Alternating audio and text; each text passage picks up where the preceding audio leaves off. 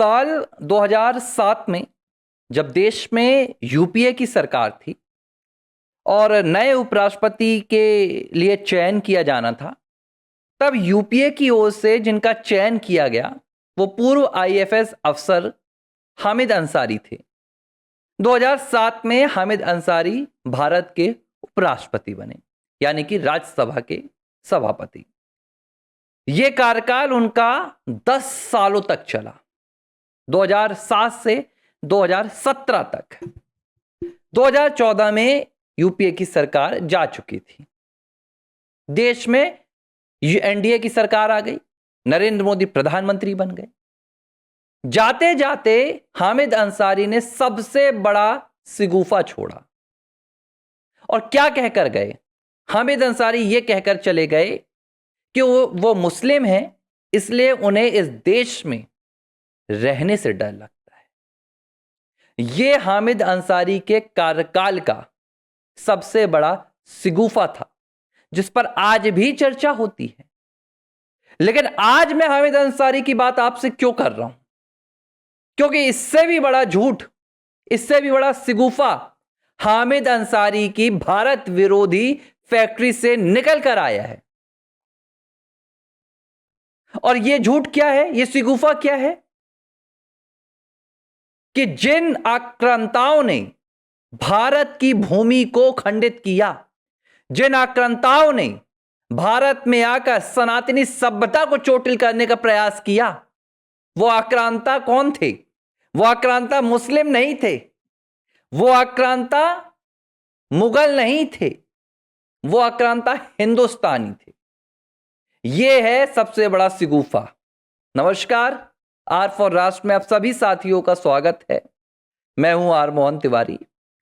हामिद अंसारी ने बीते दिनों यह बयान दिया एक इंटरव्यू के दौरान, और उन्होंने कहा कि ये क्या पढ़ाया जाता है, ये क्या कहा जाता है कि महमूद गजनवी अफगानिस्तान का था, विदेशी आक्रांता था। अरे गलत पढ़ाया जाता है। महमूद गजनवी तो हिंदुस्तानी लुटेरा था, विदेशी कैसे हो गया?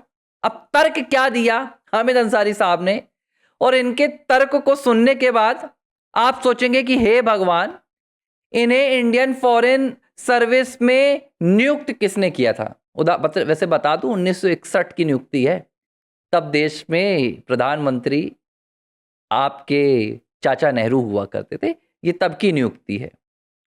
ये कहते हैं कि भाई भारत तो अखंड था, अफगानिस्तान भी तब भारत में हुआ करता था, और इस तरह से जो महमूद गजनवी था वो हिंदुस्तानी हुआ।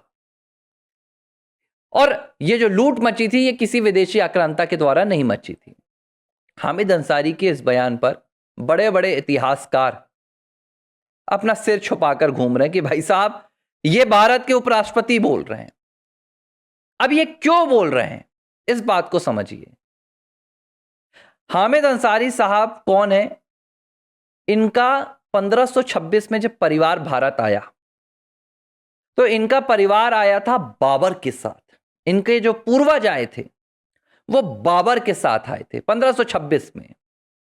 ये खुद विदेशी आक्रांता हैं। आक्रांता तो नहीं कहूंगा, खैर ये तो दूर की बात हो गई, लेकिन इनके जो पूर्वज थे वो खुद विदेशी आक्रांता थे।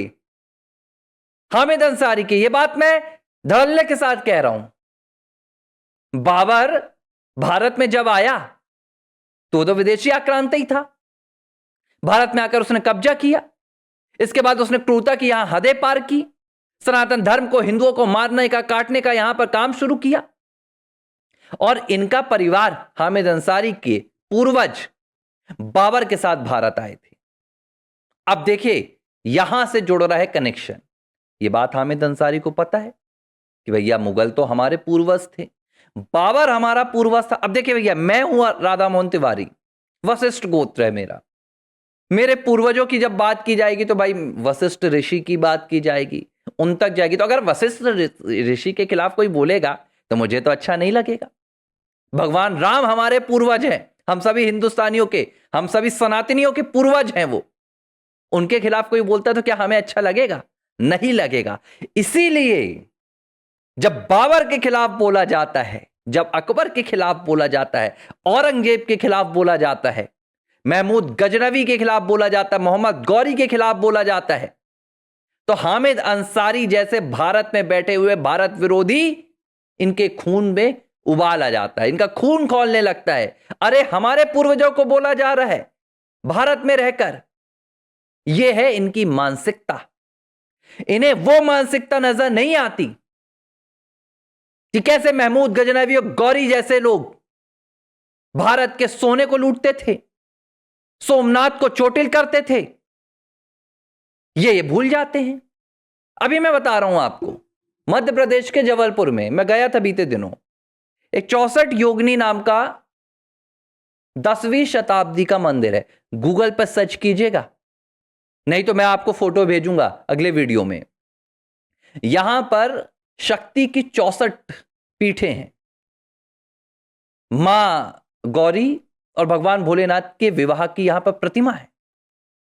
जब मैं इस पूरे मंदिर में गया अभी हाल ही में, ज्यादा मेरा जाना नहीं हो पाया था, मैं तो पहली बार गया, देख के मेरा सीना दहल उठा, सीना दहल उठा।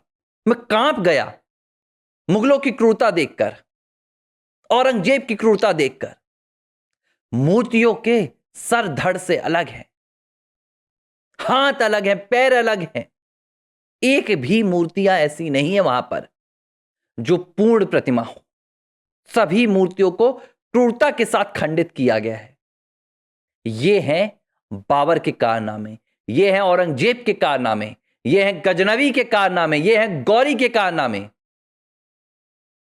अब बात रही कि भारत के हिंदुस्तान के थे, तो गजनवी कहां गया था? गजनवी लूट के भारत का विकास करवा रहा था क्या अंसारी साहब, या आपके परिवार का विकास करवा रहा था?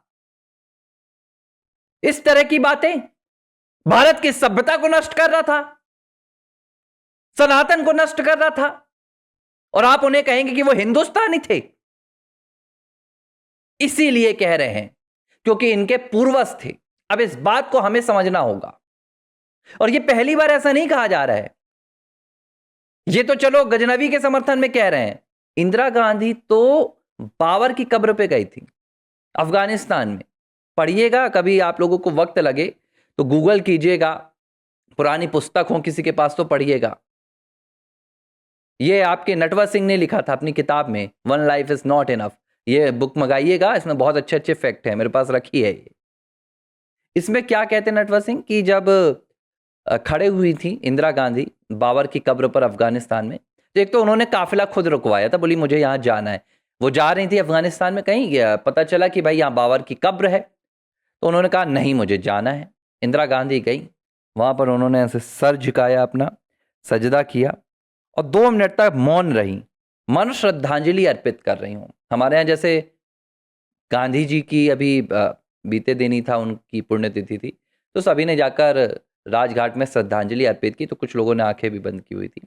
इसी तरह इंदिरा गांधी 2 मिनट तक आंखें बंद कर सर झुकाकर खड़ी रही। इसके बाद उन्होंने क्या कहा? इसके बाद उन्होंने कहा यह कभी हमारा इतिहास था, हम अपने इतिहास से दूर हो गए। बाबर को अपना इतिहास मान रही है। अब कनेक्शन क्या है?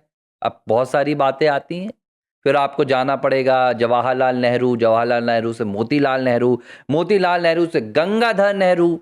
अब गंगाधर नेहरू को लेकर एक पूरी कहानी जुड़ी हुई है कि भाई उनका कभी नाम गयासुद्दीन गाजी हुआ करता था, जो मुगलों की टीम में होते थे, इंस्पेक्टर हुआ कोतवाल हुआ करते थे 18वीं शताब्दी में। तो अब यहां से कनेक्शन फिर मिलने लगेगा, तो फिर भाई बोलेंगे कि दस्तावेज नहीं है। अब इतिहास तो आप ही ने लिखा, तो आपने इतिहास उखाड़ कर फेंक दिया। तो इंदिरा हो तो उनको बाबर से। अच्छा एक बात और, गांधी परिवार का प्रत्येक सदस्य अब तक जवाहरलाल नेहरू से सभी ने जाकर बाबर की कब्र पर सजदा किया है।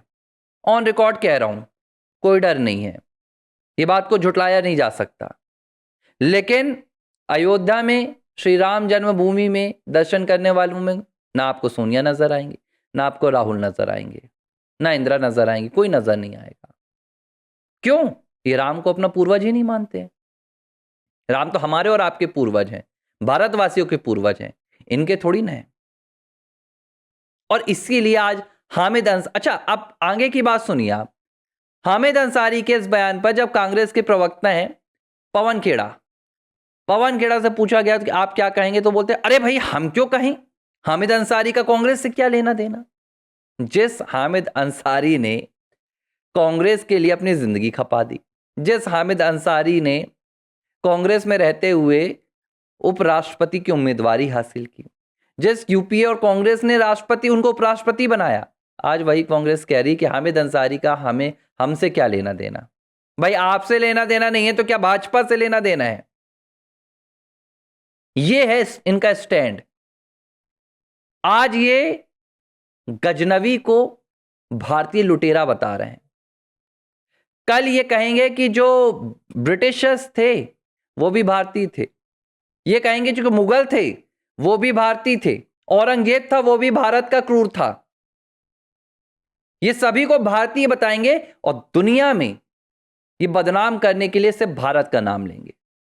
अरे गजनी साहब चलिए मान लेता हूं, यही कह देते ना कि भारतीय मुसलमान था, मैं तब भी मान लेता। मुसलमान तो भारत का वैसे हो ही नहीं सकता, बाहर से आए थे सब, अरब से आए थे, अफगानिस्तान से आए थे। लेकिन आपने हिंदुस्तानी शब्द का इस्तेमाल किया,